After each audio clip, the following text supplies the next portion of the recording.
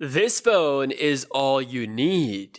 What's up guys, and welcome back to a brand new video. Today we're taking a look at a phone which is perfect for 2019 standards. You're getting a full screen display, triple camera setup, 4000 mAh battery, a headphone jack, all for $200. I bring you the killer phone from Huawei, the Y9 Prime 2019. This phone has been a hit in Asia, particularly in Pakistan where I live. Huawei actually claimed that 1 in every 2 person owns a Y9 Prime 2019, and that is a big thing to say. Considering its price to specs ratio, they are probably right. So today we're going to be taking a full look at this Y9 Prime 2019 phone and why I think that this phone is all you need in 2019. So out of the box you get your charger, your hand-free, your USB Type-C cable, a transparent silicone case made just for this phone to work with its pop-up camera setup, and of course the phone itself, which from the first glance looks beautiful. So taking a look at the design of this phone, it looks like a $300 phone honestly. So we have the emerald green color that looks really stunning along with the triple camera setup, which from its positioning looks very similar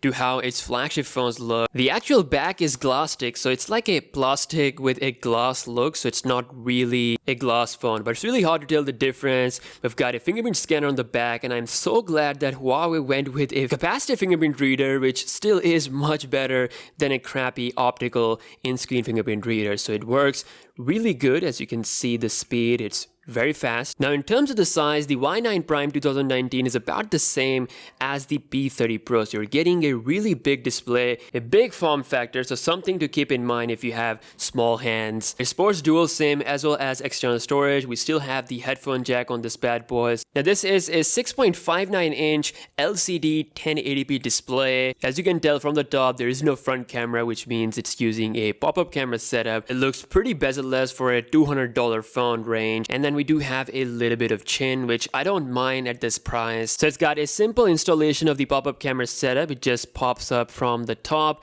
and basically we have seen some crazy implementation. This is again a simpler one, works fine, no issues whatsoever. The display itself is good, decent colors and everything. Obviously it's not AMOLED, but it's not going to be a deal breaker at all. The only thing that I noticed that could have been better is the outdoor brightness, which is a little less for my taste. Now when it comes to software, it is running the Android 9.0 Pie based on EMUI, and once again it is Huawei software. It comes with a lot of features, but it does have some bloatware as well. Some part of the UI feels overwhelming, such as the settings look. I mean, Huawei has to improve their UI further, make it more simpler. So apart from that, I really like the battery saving tools on Huawei phones, such as the Smart Resolution, which automatically downgrades the resolution when you're not using the phone. Now sadly, even with Android 9.0 Pie, there is no sign of dark mode. I tried searching, so that's a little bit of bummer. Now in order to take full advantage of the full screen, you can have the gestures navigation enabled, and it works pretty good.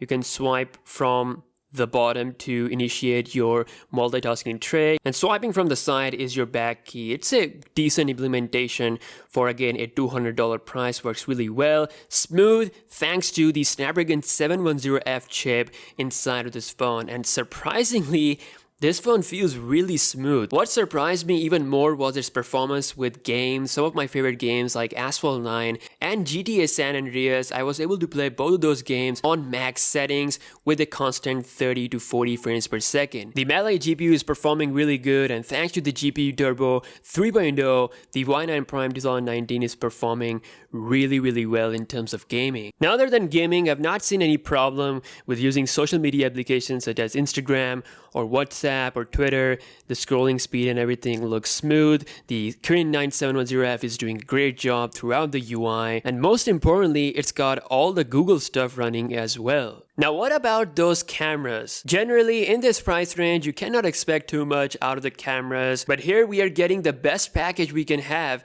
at this price. So the main camera is coming at 16 megapixel with f1.8 aperture, along with an 8 megapixel ultra wide angle lens, and then a 2 megapixel depth sensor for portrait mode images. Huawei also made sure not to miss with any feature when it comes to the camera software. So you're still getting the night mode as well as getting the ability to switch to wide angle lens while shooting the 1080p video. As far as the images are concerned, it's doing a very decent job outdoor. I would say the images are a little bit less vibrant. The saturation is less as well, so a bit of tweaking in a photo editor application can fix all of things without any issue. And I'm really happy with the results of the night mode. So on Huawei phones, you can use night mode even in the daytime to increase the clarity and sharpness of the image dramatically. So I've used night mode in situations where I had decent lighting, but still the night mode helped a lot with increasing the sharpness and overall quality of the image. And even in extreme conditions, the night mode did prove to provide some noticeable differences. The night mode only works in the normal camera mode. You cannot use it with a wide angle lens. Apart from that, the camera looks pretty good. When it comes to the selfies, the 16 megapixel selfie camera is doing a decent job. Again, lack of colors, and it's also struggling when it comes to the portrait mode images. It's struggling with the blur. So I hope Huawei should do some update with the front camera portrait mode selfies. One cool addition is the after blur editing. So when you take a portrait mode image, you can basically tap on the aperture icon. That gives you a full adjustment of the blur in the background, and you can also add some filters as well. Now, last but not the least, if we talk about the battery on this phone, it's coming with a 4000 mAh cell. That's one of the best features about this phone. So it's gonna give you a full 1 day of usage without any problem. In my personal testing, I was able to go through full day even with heavy camera usage without any major issues. So it's gonna do a really good job when it comes to battery life. So all in all, I think for $200 price, the Y9 Prime 2019 is an incredible deal. If you're someone who wants the best phone for as cheap as possible, I think this phone is nailing all the stuff pretty well. Again, let me know your thoughts in the comment section below regarding the Y9 Prime 2019, and I'll see you guys in the next one. Peace out.